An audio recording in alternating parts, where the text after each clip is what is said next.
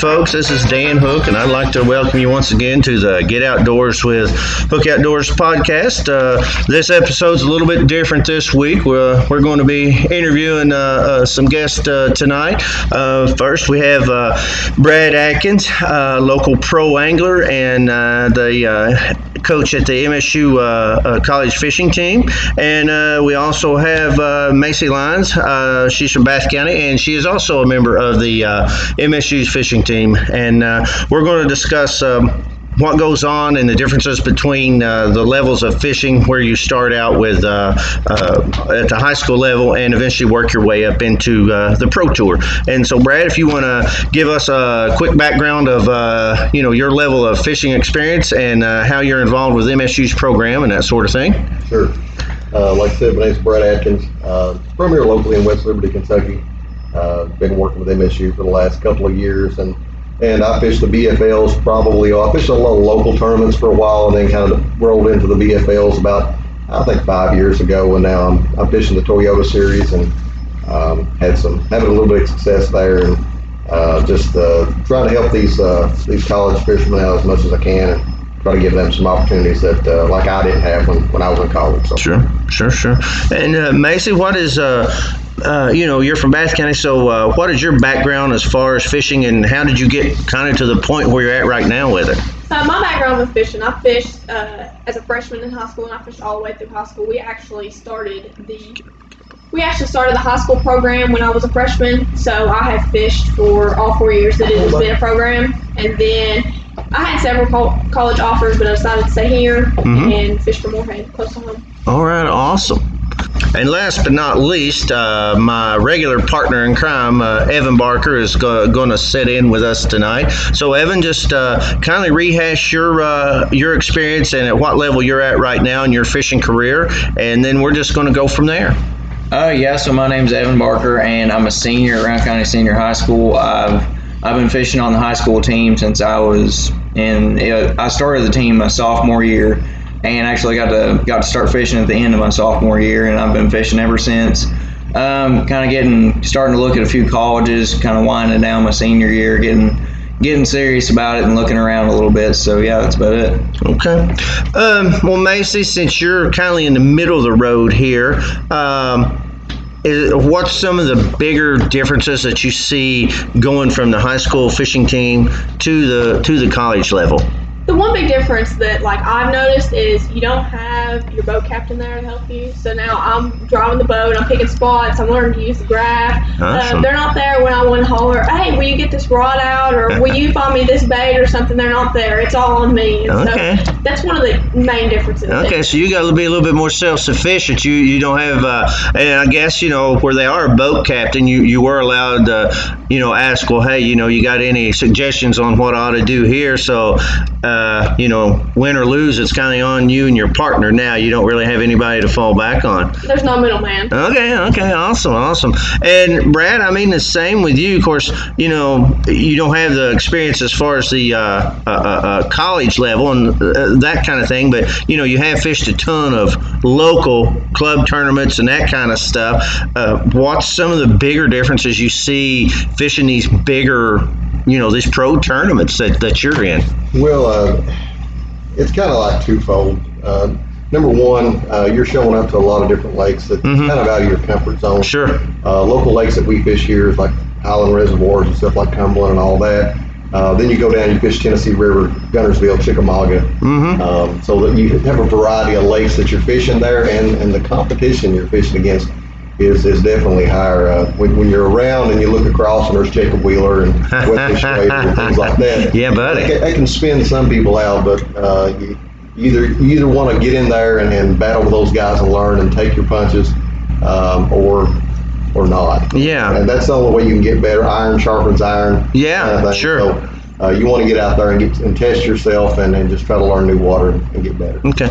And I guess going back to Maycee and Evan here, especially now in the days of social media, he was talking about seeing other pros out there, the guys you see on Saturday mornings and that sort of thing. But is there, when you go to the college or the high school tournaments, there's enough knowledge out there, if you see a certain boat or a certain team come in, there's somebody there that everybody's kind of looking at and gunning for and thinking, well, there's a big sack of fish going across the stage, already, even before they get any boats on the water. Is there people like that, at the college level even? Is it kind of out there? Yeah, it's kind of out there, but it's mainly like, well, I know her from high school fishing, and she was always good. But you also have to look at people like Nick Ratliff, who went to the Classic as a college angler, and I personally never fished against him, but I fished against him when he was a boat captain. Oh, yeah? So you have to look at it that way, too. Yeah. And at the high school level, is there, Evan, guys that you communicate with that like where you've got a tournament coming up here pretty soon, and guys that you're going to run into down there that are kind of going to be some of your competition, as far as that they're going to bring some fish to the stage? Yeah, I definitely keep in touch with a lot of the guys, a lot of the Hammers high school kids that fish out in that area. Mm-hmm. And their home ponds, Cumberland Green, they fish it every weekend. Mm-hmm. And there's definitely boats, when I get to the boat ramp, any tournament I get to, I recognize, well, there's my buddy Branson or whoever it is. I recognize them. But that's one of the things you can't let it get in your head, like what Brad was talking about. If you see Jack Wheeler or Wesley Strader fishing the Toyota Series tournament, you can't really let it get in your head, because Sure. You're fishing the same body of water that they are, and you have the same opportunities that they have to go out and bust a sack. So right. It really doesn't matter who they are or their accolades or anything like that. You're going out and you're looking for the same, 5 green fish or brown fish that they are, so yeah. Can't really let that get in your head. Yeah, and I guess, going back, to Maycee, because, you're kind of in the middle of things here as far as that goes. What is like the difference is there a different process for even something as simple as like the weigh-ins and the takeoffs at these college tournaments versus the high school tournaments, or even local tournaments, or is everything pretty much the same? It's just maybe a little bit more organized and set up a little bit better and that kind of thing? It's pretty much the same. My last year of fishing, my dad pretty much turned me loose and said, you're going to be doing this by yourself next year, and you can start learning yeah. now. Yeah, sure. Okay, all right. And I guess, of course, you're fishing on your own, Brad, but, you guys are still team fishing. Is there, like, especially on the team aspect of it, like certain strengths that you or your partner have that, you'll try to fish this way, or is there certain lakes that set up better for one of you versus both of you, or that kind of thing? It's certainly important, especially when you're just getting into a team tournament, to really pick a partner if you don't really have already an established partner, to kind of pick and choose between your partners. Because like me, I'd tend to rather stare at a screen all day and fish out deep for on brush piles, deep grass, anything like that. Mm-hmm. And say I'm paired with a guy that likes to fish, he likes to get up there in the dirt and fish a spinnerbait, chatterbait, something like that. Yeah. It really doesn't work out, and there's a chance that we could, get out there and start butting heads. Say if I'm running the boat and I get out there and I start running deep, fishing brush piles or whatever it be, and then he's always wanting to fish up shallow, fish square bill, spinnerbait, and cover water up shallow. Mm-hmm. You can kind of butt heads like that, but it's the main important part of that is kind of picking a partner that you can relate to as far as your fishing styles, and picking a partner that you can relate with as far as just getting out there and having a good time with them and just being friends with them. Okay. Well, and I'll go to Brad first and then back to Maycee on this.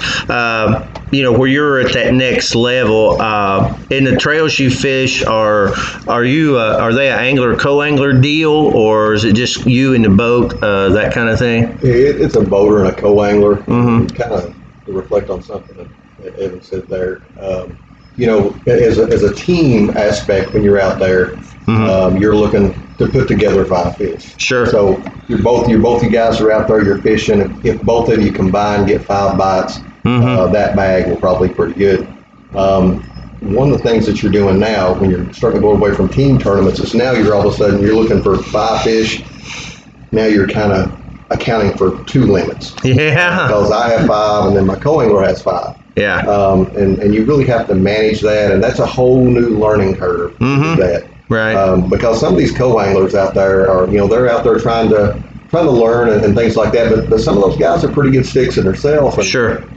You're not intentionally keeping that co-angler from catching any fish, but you have to manage those fish, know what you're doing. Right. And for multi-day events, that's pretty important. And I think most of the co-anglers realize that, that they are along for the ride, so to speak. I mean, the angler doesn't necessarily keep them from catching fish, but the guy driving a boat is kindly, he's going to go get his fish, and you just kindly have to be there.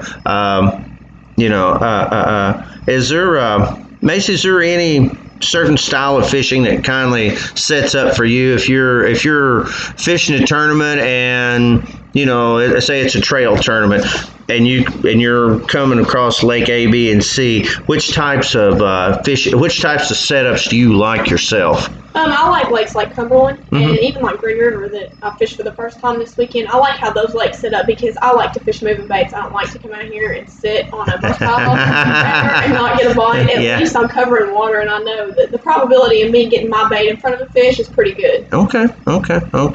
Now, what about you, Brad? I mean, you're this next level kind of fishing. I mean, you have to be even more adaptable because you're fishing various bodies of water, but what does set up for you as far as that goes?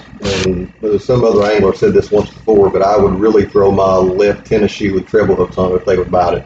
I'm all about just okay. I'll throw my shoe if it's got a hook on it, they'll bite it. But it's I'm a flipping kind of guy. I like getting up in the dirt. I like flipping. Yeah. And me and one of my buddies had a conversation the other day.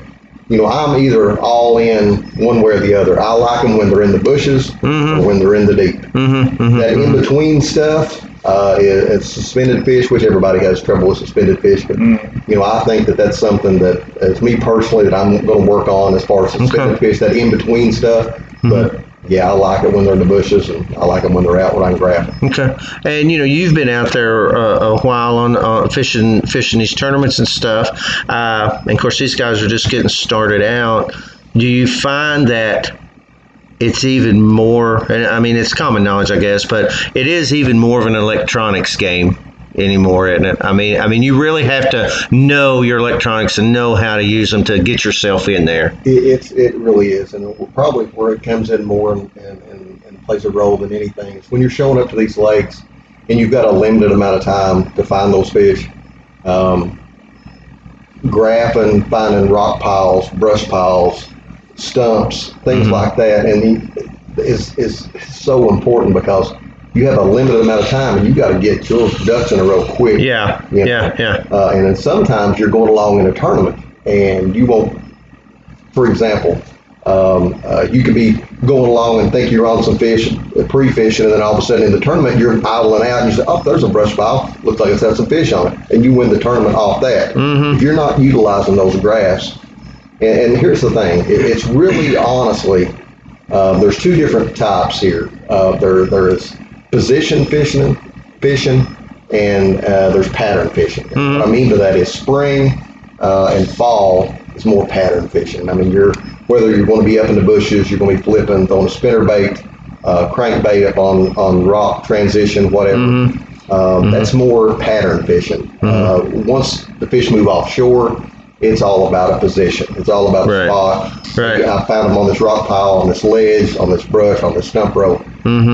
So you got two different things, and still those electronics are critical in either one. Right.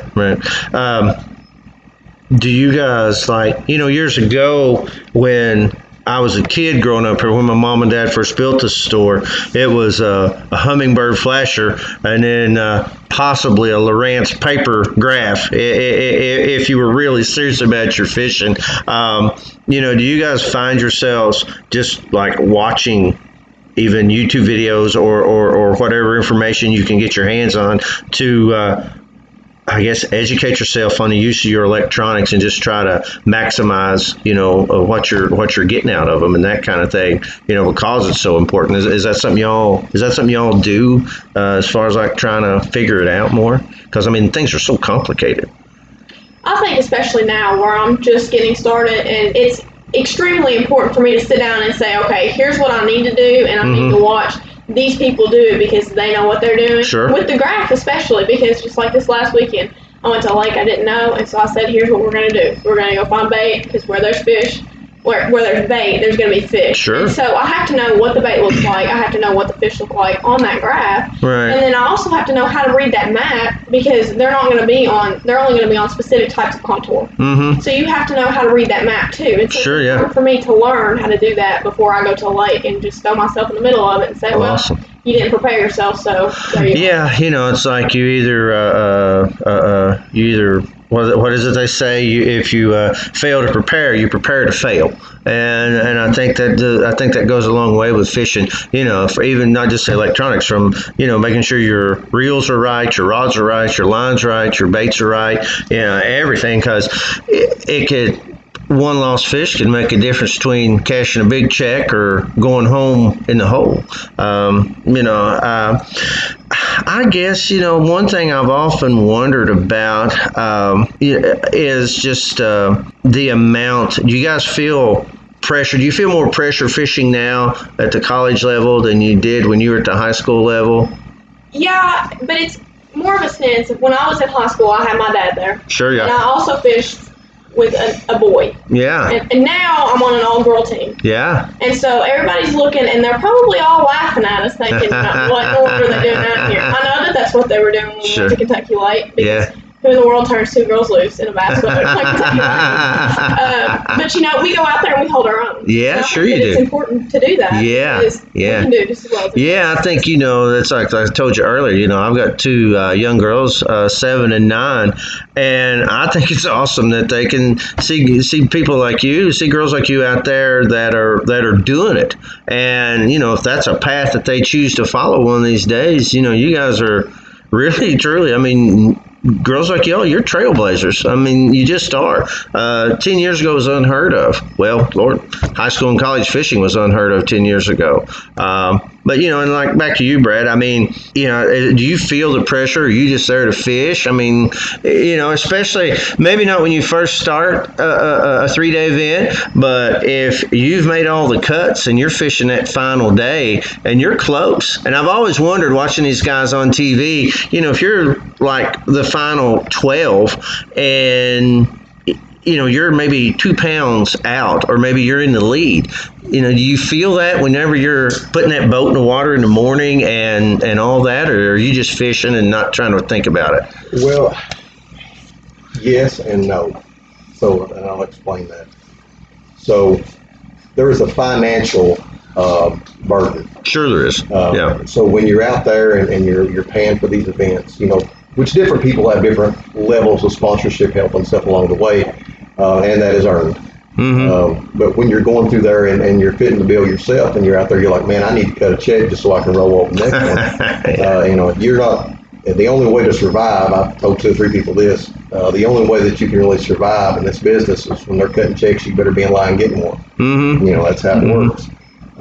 And so there is another thing, part of that too, and Maycee kind of hit on it there about preparation. So there is an internal thing, a little bit of confidence thing that you have where you're like, have you started a new workout and you're like, hey, it's January 1, I'm going to start this workout and we're really going to bust it this year and I'm going to lose 15 pounds and I'm going to get in the best shape of my life. Well, that lasts till about February. Sure, yeah. If you're lucky. Well, in the fishing tournaments, you're like what Maycee said. Hey, I need to go find bait. I need to look for these contours. I need to do my homework on this lake. I need to do this. Right. If you don't do those things and you're out there, there's a voice in your head that goes, I probably should have spent a little bit more time doing it. Then that internal voice, you start doubting yourself. Right. If you prepare, do the things that you do, you know that you did all that you can do, and then it just has to happen. When it's your time, it's your time. Mm-hmm. You prepare and then just let the cards fall where they may. Okay. So preparation, really, from what I'm gathering from you two, preparation is really the key. If you've prepared, feel you've done all you can do, even if you don't catch them, you just know that you've done you've done all you can do and everything. Okay, awesome. But yeah, you said earlier, you got out there and smoked that limit in a couple of hours on Green River. That must have been pretty exciting. It wasn't a big limit, Yeah. but it's still the fact that we went out and we got a limit. This is the first time we've ever been on the Sure, lake. yeah. And so we just went and we fished what we knew. Okay. We found a certain pattern that was working, and then we just went and we duplicated it all over the lake until we found our limit. Okay. Well, cool. We're going to shift gears here a minute. Evan, you talked earlier, and you said you wanted to ask Brad a few questions about this new tournament schedule and all this stuff coming out here. And I figure I'll kind of let you just have at it there for a few minutes. And Maycee, if you just want to pipe in whenever, you just jump right in. Okay, so FLW, they just released the BFL schedule for this year, and I know Brad, he always fishes Mountain BFL, that division, correct? And they kind of keep the lakes to about the same degree every single year. Dale, Cumberland, Cherokee. I was just going to ask you how you felt about where they're starting out 2 Dale tournaments right off the bat, and going to Cumberland, then to Cherokee, then back to Cumberland. I was just going to ask how you felt about how that schedule laid out, and how you felt that your season would go down with that season or with that schedule. Well, I'll answer that by this. So this year, of course, we had COVID and everything that's delayed a bunch of tournaments, and I really like Cumberland. And when the water gets up in Cumberland, I like I said, I like getting in bushes. I like getting shallow. All of a sudden, that got postponed, and I said, well, I'm not going to have that. So then I got to go to some lakes that I usually don't fish at that time. I usually fish Dale in the spring, like most of the guys in the division do. Then all of a sudden we got to be put there in June, or it's an offshore deal. Was fortunate enough to win one of those events, and then got, I think, 11th in the other one. So I like the opportunity of going out and fishing lakes at different times of the year and doing different things, because I really just think it's going to make me better one way or the other. I may go out there and just stink it up, or you may go out there and crush them. You don't know. This business we're in is, if you're not wanting to learn every day, like you mentioned about, watching YouTube videos and things like that.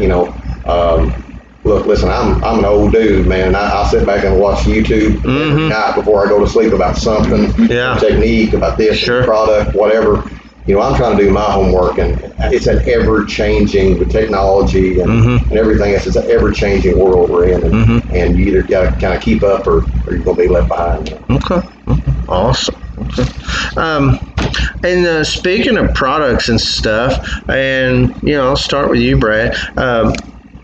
What is kind of your go-to as far as rods and reels and line? Me and Evan, most of our fishing reports where we do our fishing tips and stuff, we're always talking about a specific maybe type of reel or line or something like that. And I'm just we're kind of expanding our repertoire here, so to speak. What's kind of your go-to as far as products that you like, that you feel pretty confident if you've got them tied on, or that's what you're using to throw with or something?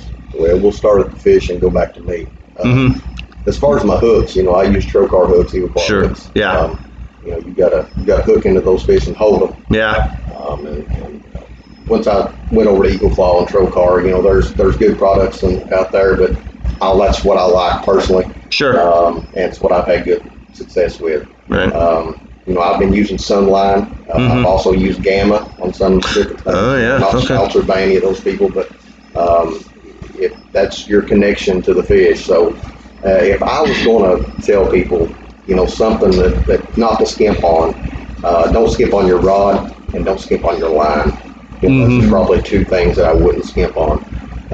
The rods this year, I've been kind of working with Jinko Fishing for the last couple of years, and they came out with their new line of rods, the Deceiver and High Roller series. Really, really like their stuff, and been using it for the last 2 years and had some good success with it. They also have a good line of crankbaits. I'm kind of a cranker too. When they get out, I like to crank. And they have a really good line of crankbaits and A-rigs. They swim baits. I can sit here and talk about a lot of stuff, but not without shamelessly plugging. But I do. They've been really good to me, and I use their baits quite a bit. And I really think at one of the suggestions that I kind of want to give these guys, I would use things that you have personal faith in. And you always hear people out there talking about, oh, this is a game changer, and this is the latest and greatest, and this is what you should. It almost sounds like an infomercial. Right. I use Jinko rods because I like them. They back me, and I return the favor. Right. I kind of line myself with other companies and stuff as well that I believe in. I have a Copperhead gun, which I'm a big outdoorsman. Right. And I'm gas bowstrings. Lowrance, all these things that I use that I believe in, that I feel comfortable with using. Sure. I use them before I seek sponsorship. Right. I'm not out there saying, hey, if you'll let me use your stuff, I'll get out there and talk about it. Yeah, sure. I don't really feel like that is I think that gets watered down out there. You got to believe in what you use, and I believe if you do that, that'll sell itself. You're talking about the rods, and this is something I've seen evolve since I was a kid, and my mom, like I said, my mom and dad opened this place in 1974. A lot of the rods and reels and even the lines are technique specific more now than ever. There's if you like to fish a jig, there's a rod for it. If you throw topwater, there's a rod for it. Spinnerbait, yeah, basically whatever technique you're into, there's a rod for it. There's a reel for it, even depending on your retrieve and what size line you use. And even now, I noticed I got a new fishing retailer magazine in the mail yesterday, and now like P-Line's come out with this new topwater specific line. It's a line that's made just for topwater fishing, and I don't know. I think people overcomplicate it a little bit because it's still fishing, but these fish evolve just like everybody else, just like everything else does, and they just keep having to come up with new ways to trick them, I guess, so to speak. If they see that same bait through on the same kind of line a million times, pretty soon they're going to figure out, hey, maybe we ought not to do this, that kind of thing.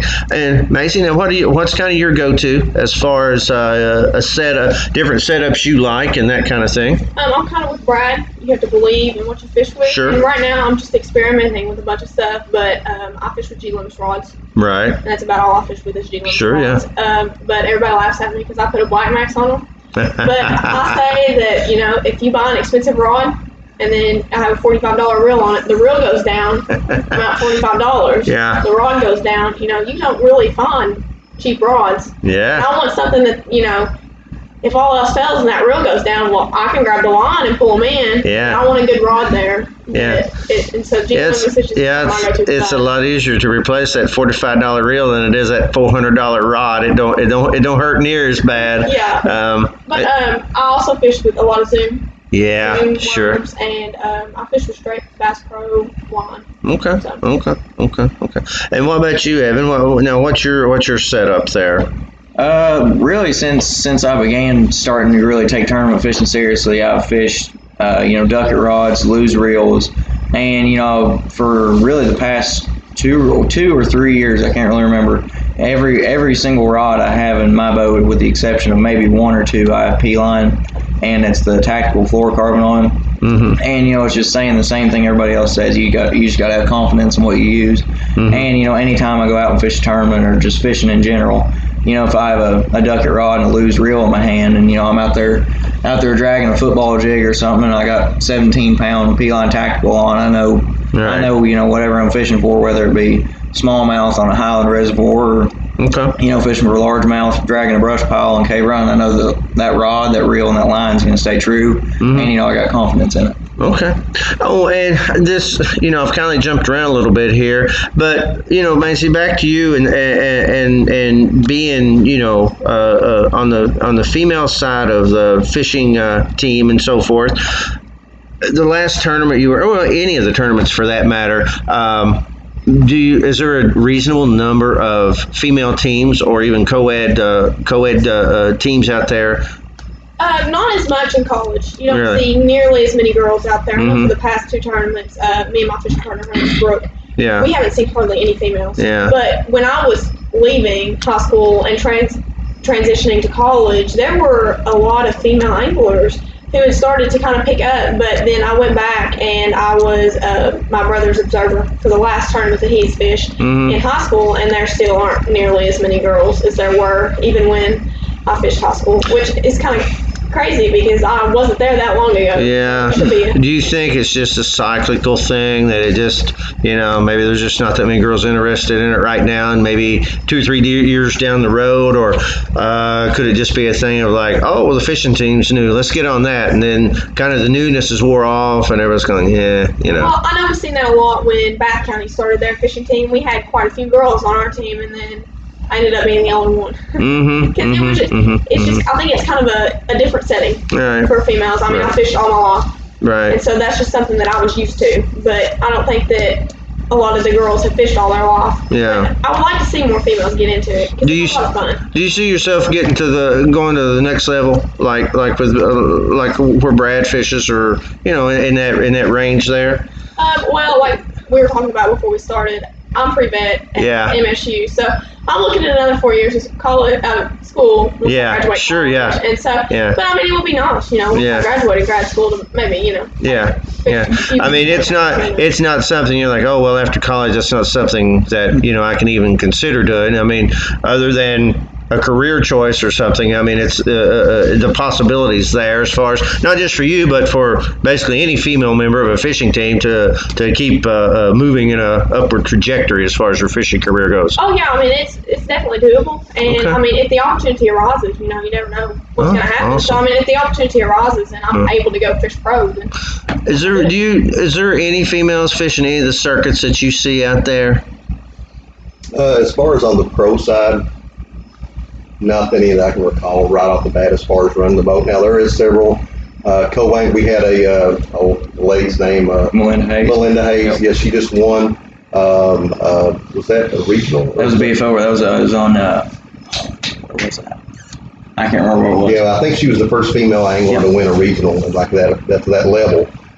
And so she's a great angler. And then you kind of touched on it, like Maycee was talking about looking back at high school and saying, there's not that many there. Maycee herself and Brooke, her teammate there, as being like an all-girl team, they are, you're right on. I mean, they can be trailblazers. Heck yeah. And, my grandpa used to tell me, you never know who's watching you sometimes. They could be at an event somewhere sometime, and then they do a great job of representing themselves and their university and their community. But when they're out there, you never know who's going to look at you and go, wow.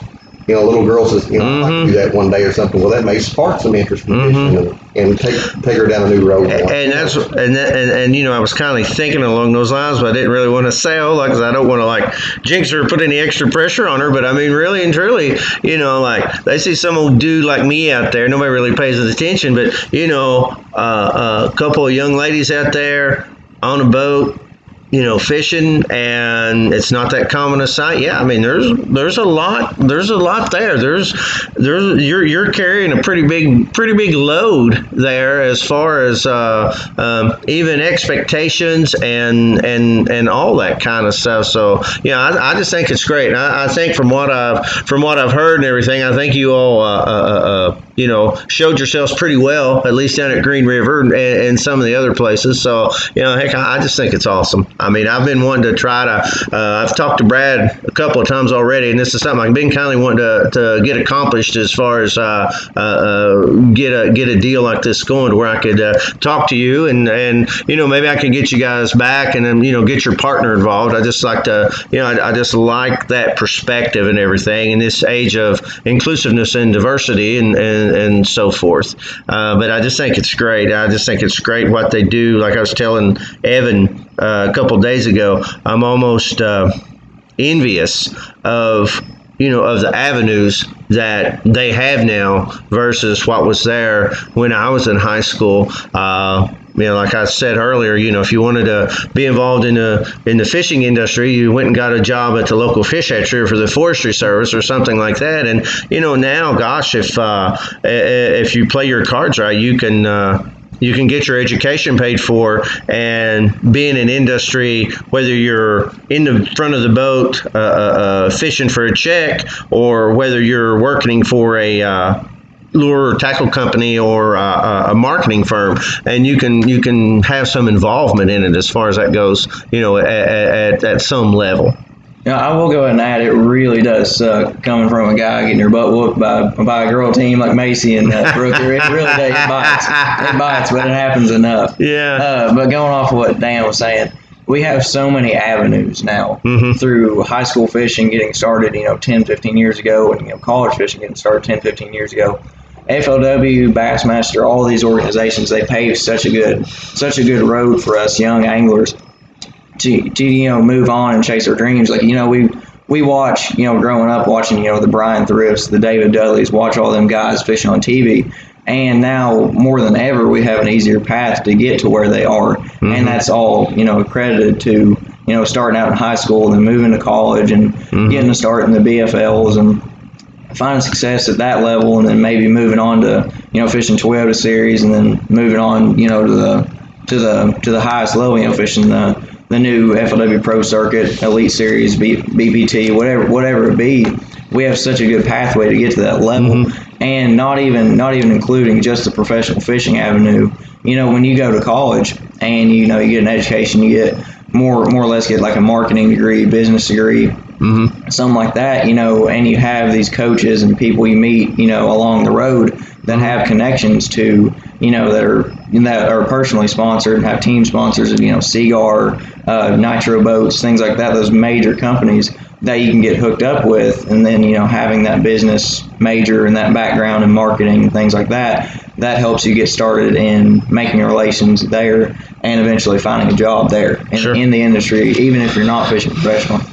And you were talking about donations and stuff like that. Now, MSU's, that's just, I guess, basically a club team, a club type deal. So you guys actually don't really get any funds from university, or they actually go out and get their own sponsorship. They work, do their own thing. Sure. I'm not a paid employee of Morgan State University. I just try to help these guys out, where I can. Right. Kind of like what Evan was talking about. This sport gives a lot of avenues. But at the same time, I think it's kind of our duty to, once you get to a certain point, they always say, crabs in a bucket. I don't know if you guys ever heard of that. If you put crabs in a bucket, none of them will ever get out, because they're all the time pulling each other down. Well, if you get to a certain point, you should go back and try to help people out, and as a college coach, there is no Calipari of college fishing. I don't care what they say, because you're not out there. Yeah. You're going to mentor these young adults, these fishermen and fish ladies. They're going to be out there, and they may come at you and say, hey, what about this, or what about that, or I'm going to be doing this, what do you think about that, and kind of knock stuff back and forth off each other. But there's no like, all right, blue 23, right, sweet, go get 20 pounds. That don't happen. Yeah. But it's about mentoring them and not only being a good fisherman, but good citizens, good students, and just good people in the community. Sure.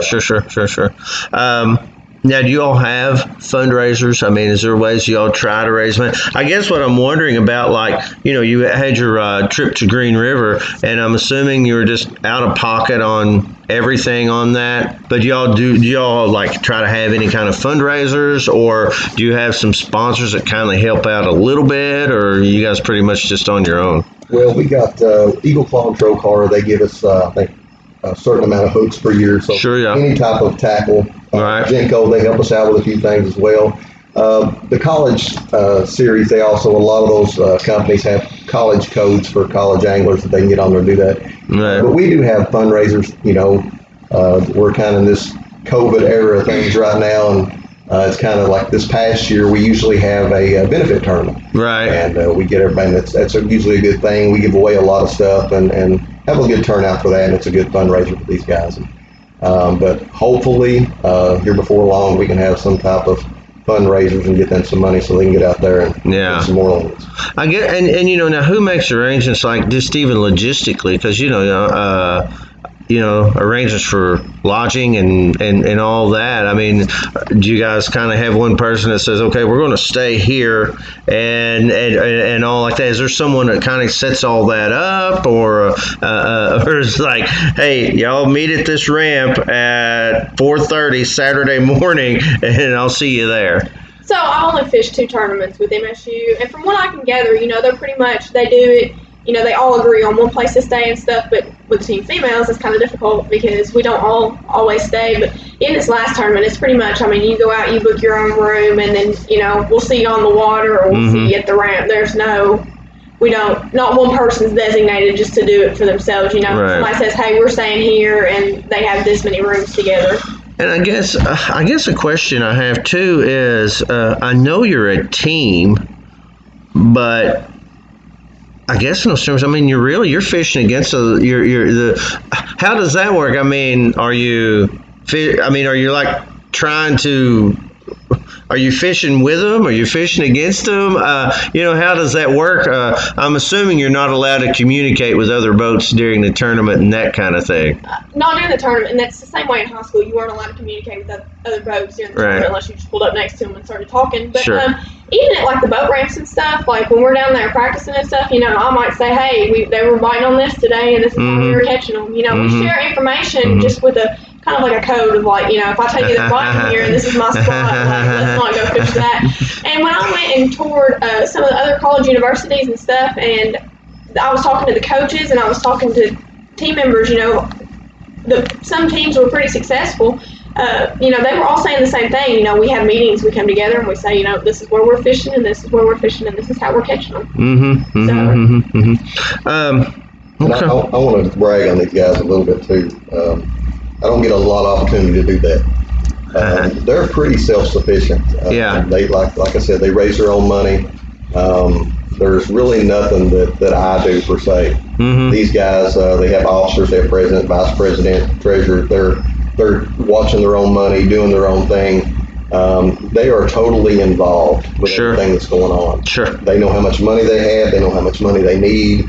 And they coordinate that, and I think that's a benefit to them in the long run as well. Awesome. I don't think it would help them to say, okay, guys, be here at this place. You're going to do this. That doesn't help them grow. Yeah. They learn the process. They learn to do their own thing because later on, whatever they decide they want to do, if they want to go into the Toyota Series or whatever they want to do, or the Bass Opens or whatever they want to do down the road.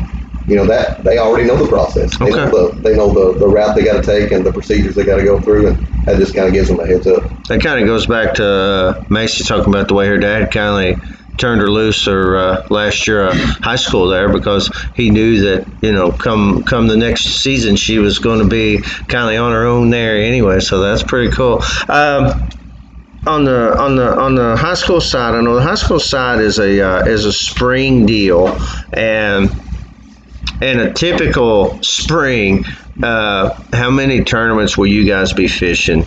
Well, we really fish all year round. Like, sure. We're even tomorrow I'm leaving to go fish a SAF Eastern High School Series tournament on Green River. And, we've got tournaments all the way. They started back in September and they're going to end off in June on the Ohio River. Okay. So we really fish all year long. But technically through KHSAA, we're labeled as a spring sport, and our only tournament through KHSAA is in April. It's the KHSAA Regional Championship, and they split it up in 4 regions. There's I think it's Barkley, Green River, Cumberland, and K-Run. And they just fish those 4 regionals. It's always the same day in April, and then from there they qualify the top. It's usually somewhere between 15 and 25 boats in that ballpark, kind of depending on how many boats we have in the tournament. But then they take those amount of qualifications and go on to Kentucky Lake and fish the KHSA State Championship. Okay. But we're fishing really all year round. Honestly, most of the tournaments that I've fished in high school have been from really November through about March on Cumberland and all that stuff. But we still do fish a fair share of tournaments on Cave Run and lakes like that, and even Cumberland in May, June, things like that. But that's really where the primary amount of our tournaments are, is between, I'd say, October and March. And Maycee, with you guys there, I guess where I was talking about them being in the spring sport. is there like a certain season where you guys fish at the college level, or is it more of a year-round deal, or how does that work? From what I can gather, and I'm just starting. Sure, yeah. It's an all year-round thing. You know, Okay. we fish starting in the fall. We fish all the way through the summer. Okay, is it now? You know, I know they have these college championships and stuff like that. Are there points tournaments and that kind of thing? And you're fishing for points and you're trying to advance. Do they have like on a high school level, it's a state level, but you know more so for the college deal? Is there like regionals that you can fish, and then they have like a national championship that's like on Gunnersville or Grand Lake or you know or some deal like that? Yeah, there is a national championship. I think this year they moved it to Lake Murray, but Mhm. it's you fish as a school. So like Okay. MSU is one team, Right. and then like everybody on that team's fishing for points. And Okay. like based on placements is how many points you get, Sure. and then based on how many points you get, it's how many boat places you get in Right. the championship. Okay, so that's how that works. And I guess like for you now, Brad, where you know you're at the level you're at, which I mean you're fishing for points also, and you know you're at the division you're fishing at and the level you're at right now. What do you have to go through to move like to the next level? You know, if you want to, you know, make your way to the like, you know, if you want to become an elite series angler and just fish 24/7 and try to make it to the classic and all like that. I've always been curious how that works. How do you qualify for that? You can't just show up and say, "Hey, here's my money. I want to fish the classic today." Right. No, especially with Bassmaster, you know, you qualify through the opens, Sure. and that's a points deal too. I think it's top 6 or something like that in each division goes on. But it's, you know, I'm going to pass a coffee can around here in a minute, and you all can pitch in a little bit and give some papers on these guys, and help me out a little bit. But no, it's all about progression, and some people, I'm a slow learner, I guess. Some people get it quicker than others.